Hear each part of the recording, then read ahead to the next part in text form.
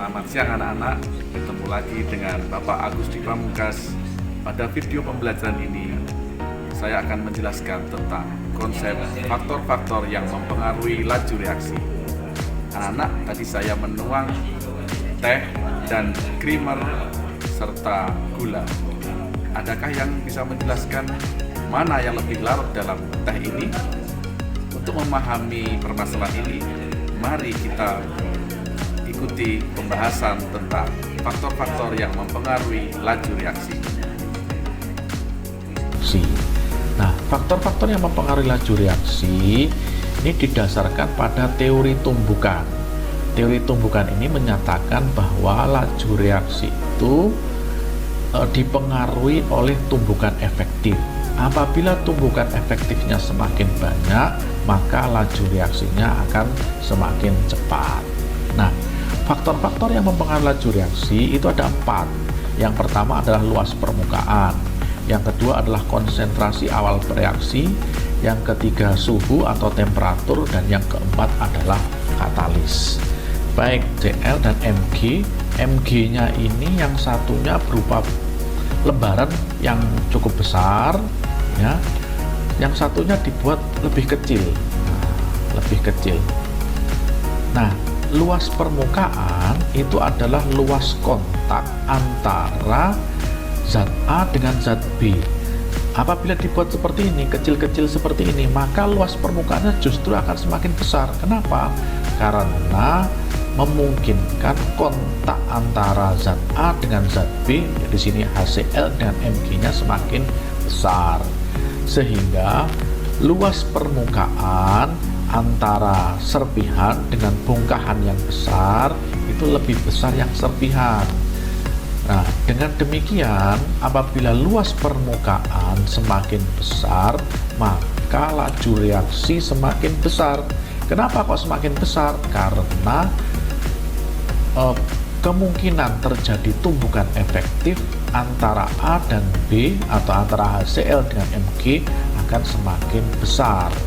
Nah, sehingga disimpulkan bahwa luas permukaan serbuk lebih besar daripada luas permukaan butiran, dan lebih besar lagi, jadi yang paling besar adalah serbuk. Serbuk lebih besar daripada butiran, kemudian serbuk atau butiran lebih besar daripada bongkahan. Jadi serbuk akan semakin cepat bereaksi atau laju reaksinya akan semakin cepat dibandingkan butiran. Demikian juga dibandingkan dengan bongkahan. Baik, yang kedua adalah pengaruh dari jumlah konsentrasi awal dari bereaksi. Nah, ini kita bisa jelaskan menggunakan animasi. Saya memiliki A ditambah B, C menjadi C ditambah AB. Jadi kita lihat ya, A ditambah C menjadi AB ditambah C. Kita akan lihat perubahan A ini akan menggantikan B. Jika A-nya saya buat ini ya kecil awalnya, misalkan saya buat 20, B-nya juga 20. Lakukan selanjutnya kita buat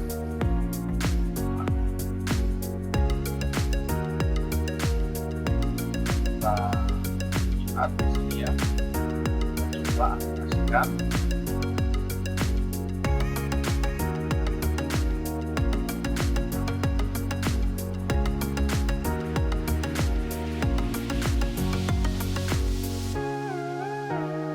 Kita lihat pergerakannya ya.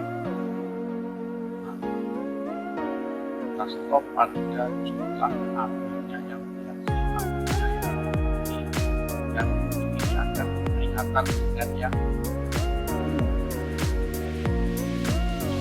4. Kita ketika sampai jumlahnya berapa? 6, misalnya 7, kita stop. Nah, sini didapatkan ketika 7 adalah 4 detik. Sekarang kita mau tambah jumlah dari partikel A dan B-nya. sekarang kita tambahkan ya, hanya kita buat kali lipat. Nah, kondisi kedua ya, ini B-nya, A-nya saya masukkan jumlah partikelnya 2 kali lipat ya, 40 ya. Kemudian BC-nya juga saya masukkan 2 kali lipat dari semula, yaitu 40. Kita lihat temperaturnya, kita samakan dengan 8 tadi ya. Nah, kemudian kita coba dengan perlakuan sama, temperatur yang sama, tetapi jumlah partikelnya kita naikkan 2 kali lipat. Bagaimana? Apa yang terjadi?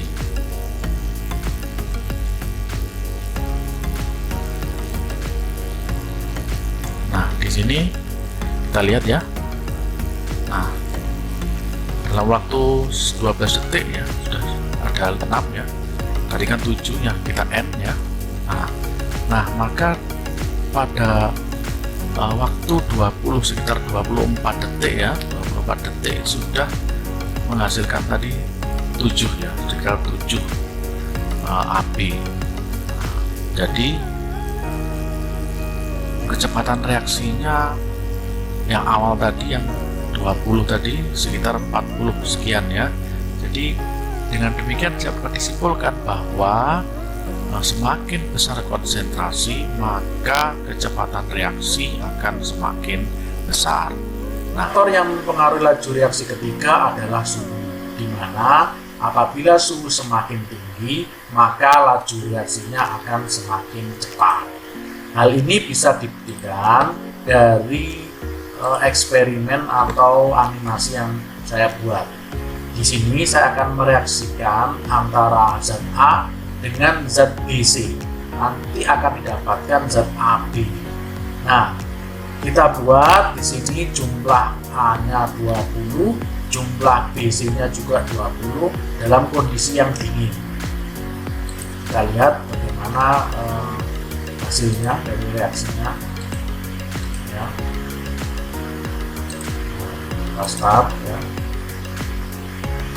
Nah, kita lihat pergerakan dari partikel A dengan BC-nya sangat lambat, sehingga tumbukan efektif antara partikel A dengan BC relatif sedikit, sehingga hasilnya AB yang didapatkan relatif lambat atau reaksi berjalan sangat lambat. Nah, ini lihat pada detik ke 60-70 saja masih satu yang dihasilkan, AB-nya cuma satu.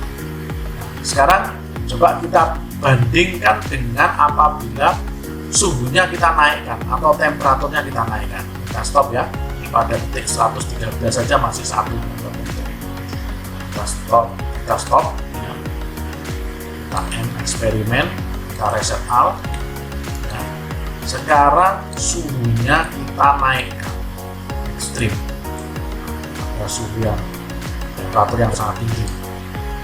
Kemudian jumlah zatnya sama ya, A-nya 20 seperti pada kondisi awal, BC-nya juga 20. Kemudian kita ya, reaksikan. Nah, apa yang terjadi? Nah, pada detik yang pada detik yang sangat cepat saja, ini sudah terbentuk 5 ya. Dan 6 detik ke 10 sudah ada 7 yang terbentuk. Nah, saya stop ini ya.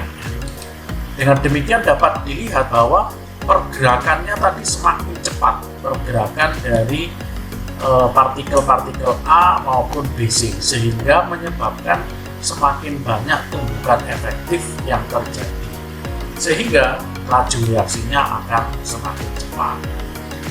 Dapat disimpulkan bahwa semakin tinggi temperatur, maka laju reaksi semakin cepat.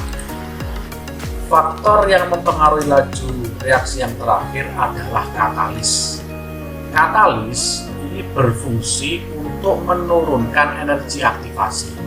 Sama seperti kalau kita naik gunung, kalau gunungnya semakin tinggi, maka dibutuhkan waktu yang lebih lama apabila kita mendaki gunung yang lebih rendah. Nah, katalis ini fungsinya untuk menurunkan energi aktivasi. Kita lihat ini, kalau yang biru ini ya, reaksi tanpa menggunakan katalis. Sedangkan yang merah yang lebih rendah itu adalah reaksi menggunakan katalis, sehingga energi aktivasinya lebih rendah. Dengan demikian dapat disimpulkan bahwa katalis ini juga mempercepat laju reaksi.